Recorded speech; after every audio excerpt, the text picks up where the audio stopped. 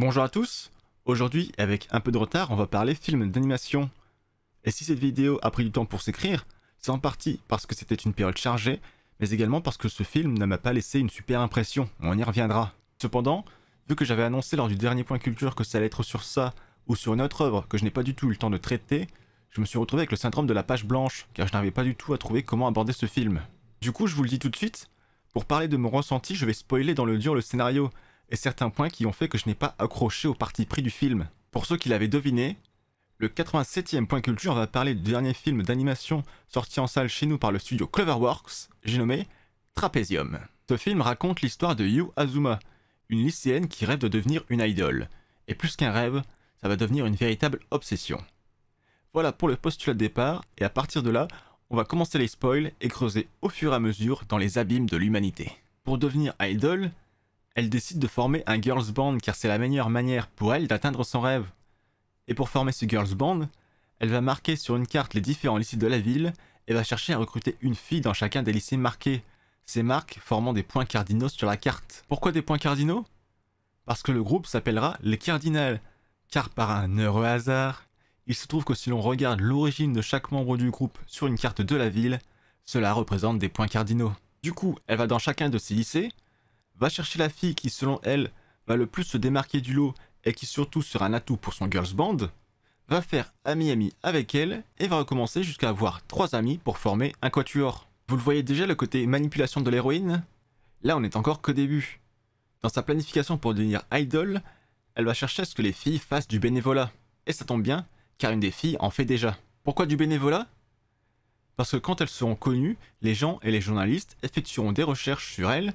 Et si ces recherches montrent qu'elle faisait déjà du bénévolat avant d'être connue, cela leur apportera des bons points supplémentaires. Là vous pensez qu'on est au niveau 2 de la manipulation? Pas du tout, parce qu'une fois qu'elle se soit fait repérer par une équipe de télé locale et qu'on leur offre une émission régulière, l'héroïne va tout simplement ignorer les demandes de bénévolat en leur disant que maintenant elle était trop occupée pour en faire. Une fois qu'elles ont eu leur émission et qu'elle a eu son succès, on leur propose de former un groupe d'idoles. L'objectif de Yu est atteint, mais elle ne va pas s'arrêter là. Elle devient l'antithèse de l'empathie lorsqu'une fille a des difficultés pendant l'entraînement, est accro aux réseaux sociaux et scrute le moindre message à leur sujet, force tout le monde à se donner à 200% même contre leur volonté, ce genre de sociopathe. Et pour couronner le tout, il y a 2 événements qui, personnellement, m'ont fait détester l'héroïne.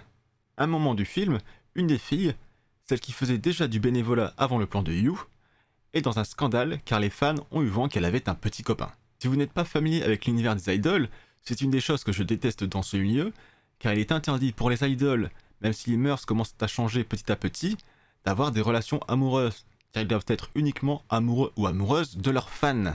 Car les fans les plus dérangés, appelant un chat, doivent pouvoir se projeter en se disant que cette personne n'est à personne d'autre que moi.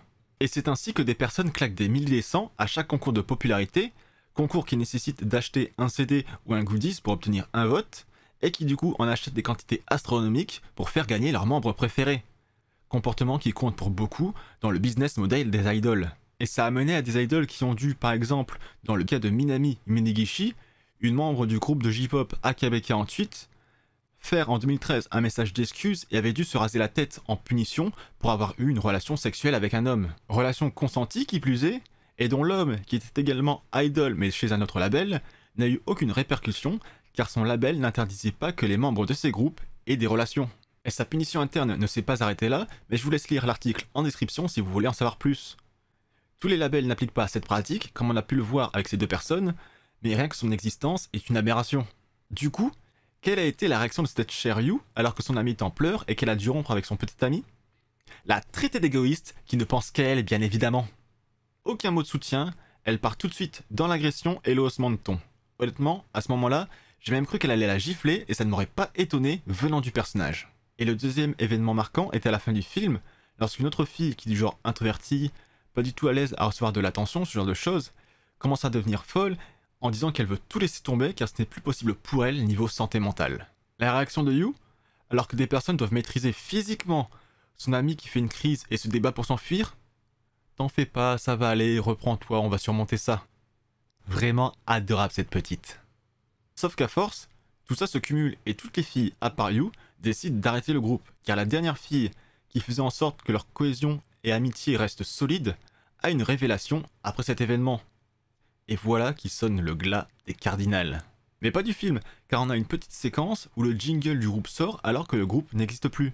Cependant, comme liée par le destin, elle se retrouve près de là où elle faisait du bénévolat. Et chaque fille a écrit le couplet d'une chanson qui était censée être la prochaine chanson du groupe. Couplet qu'à part You, personne n'arrivait à écrire alors que le groupe existait encore, car oui, vouloir écrire une chanson plus personnelle, une proposition de You, se dit en passant, ce qui implique que les filles en écrivent elles-mêmes les paroles, si elles n'ont jamais fait ça ou n'en ont ni l'envie ou l'inspiration, eh bien ça ne sortira pas. Et à la fin, le dernier clou dans le cercueil, on a un fast-forward 10 ans après, que sont-ils devenus, où elles se retrouvent toutes.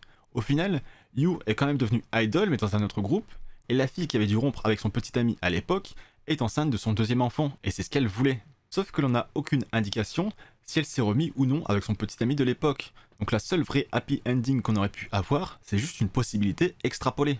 Et je dis vrai happy ending, car c'est à cause du groupe qu'elle avait dû rompre, alors que ça aurait pu être potentiellement pour la vie.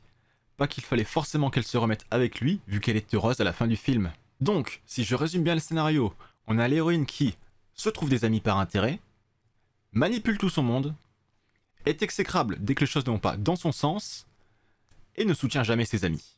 Et la morale de l'histoire, c'est que ce n'est pas grave, puisqu'à la fin du film, elle a quand même réussi à réaliser son rêve, en étant, excusez-moi du mot, une parfaite connasse du début à la fin du film. Il n'y a pas un moment du film où j'ai eu de l'empathie pour elle, et pour vous dire, à la fin du film, je n'avais qu'une envie, c'était qu'elle rate sa vie et que les autres réussissent pour avoir un sentiment de justice. Et c'est très rare que je souhaite du mal au personnage principal, mais là, vraiment, j'avais envie qu'elle se prenne des petites gifles à chacune de ses frasques.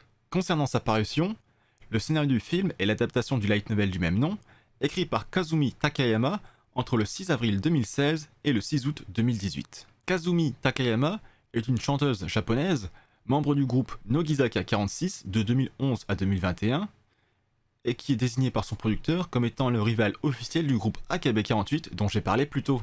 Le point cocasse, le producteur de Nogizaka 46 est le même que celui d'AKB 48. Les idols, c'est comme le catch, tout est scripté, on te demande juste de suivre la partition. Le film est sorti au Japon le 10 mai 2024, et chez nous, il a fait l'objet d'une sortie événementielle par Crunchyroll uniquement le 19 novembre 2024, soit un mardi, ce qui fait que toutes les personnes qui étaient intéressées pour aller le voir n'ont pas forcément pu s'y rendre. Et je viens de voir, en faisant mes recherches, qu'une adaptation en manga a été annoncée le 11 mai 2024 pour un lancement sur le site Kadokomi. Pour l'instant, aucune date pour le début de la parution n'a encore été annoncée. Maintenant que j'ai fait des recherches sur l'œuvre, chose que je ne fais jamais quand je sais que je vais aller la voir, le fait que ce soit une idole en exercice qui plus est, qui soit l'autrice, permet de remettre en contexte les situations dépeintes. C'est peut-être des choses qu'elle a personnellement vécues au sein de son label. Ainsi, le personnage de You reflète peut-être une personne, ou certains traits de plusieurs personnes, qu'elle a possiblement côtoyées alors qu'elle était idol. Mine de rien, ce petit état de fait permet d'apporter une seconde clé de lecture qui peut expliquer le comportement détestable de You. Bon, le personnage et son évolution restent les mêmes, mais c'est toujours bien d'avoir plusieurs clés de lecture pour pouvoir appréhender une œuvre. Et puis, un film, c'est une adaptation, donc à moins d'avoir le light novel sous la main, difficile de dire à quel point le scénario initial a été modifié. Côté graphisme, le film est presque uniquement en 2D, une 2D de qualité mais sans phase d'action, vu que c'est de la tranche de vie. Cependant, on a un passage en 3D pour le concert du groupe, et là, pour moi c'est un ratage, en tout cas pour cette partie 3D. Pendant le concert, le film va alterner entre plans larges en 3D, où on peut voir toutes les filles bouger pour faire la choré, et des plans plus serrés en 2D pour montrer leur visage et leurs émotions. Sauf que, des fois, le film va faire des travelling et des mouvements de caméra qui font qu'on va commencer sur de la 2D très expressive et détaillée au niveau du visage, à de la 3D et des visages inexpressifs de poissons morts. Évidemment, quand je dis de poissons morts, j'exagère le trait, mais la transition est très marquée, trop pour que cela passe dans le tolérable du changement de technologie à la volée. Évidemment, chaque technologie a ses forces et ses faiblesses. La 2D pour le détail et la 3D pour les séquences dynamiques. On peut très bien faire un rendu excellent de chaque force et faiblesse, mais cela demande du temps et de l'expérience pour y pallier. Et fusionner les deux de cette façon, ça demande quand même une expertise qui n'a pas été poussée ici à son maximum, souvent à cause d'un budget serré. Je pense qu'on aurait pu se passer de cette 3D, quitte à peut-être augmenter le budget ou décaler la sortie au Japon, mais pour moi la différence de style dénote trop. Enfin ça c'est plus facile à dire qu'à faire quand on connaît les comités de production au Japon. C'est l'heure de la note et je vais lui attribuer la note de une héroïne exécrable sur 20. Le film n'est pas mauvais en soi, la réalisation est bonne sauf pour la 3D, mais je trouve l'héroïne tellement détestable et la morale inexistante, pas qu'il faille forcément une morale, mais voir l'héroïne s'en sortir de cette façon alors qu'elle n'a pas montré un seul bon côté de tout le film, c'est juste rageant. Et ça s'est sans doute ressenti dans l'écriture de la vidéo, car je ne savais pas comment l'aborder. Mais je pense que si j'avais su que l'autrice était une idole encore en activité lorsqu'elle a écrit l'œuvre, ça m'aurait apporté cette clé de lecture supplémentaire pour mieux appréhender le personnage de Yu. Comme toujours, même si je ne le dis pas forcément, je vous invite à vous faire votre propre avis, même si le film n'est pas disponible légalement pour le moment. J'espère que cette vidéo vous a plu, j'en profite pour vous souhaiter une bonne année, et je suis en train de me réorganiser pour qu'en 2025, mes différents projets, ces vidéos inclus, progressent de façon plus fluide et plus par à coup. Sur ce, on se retrouve bientôt pour une prochaine vidéo. Salut!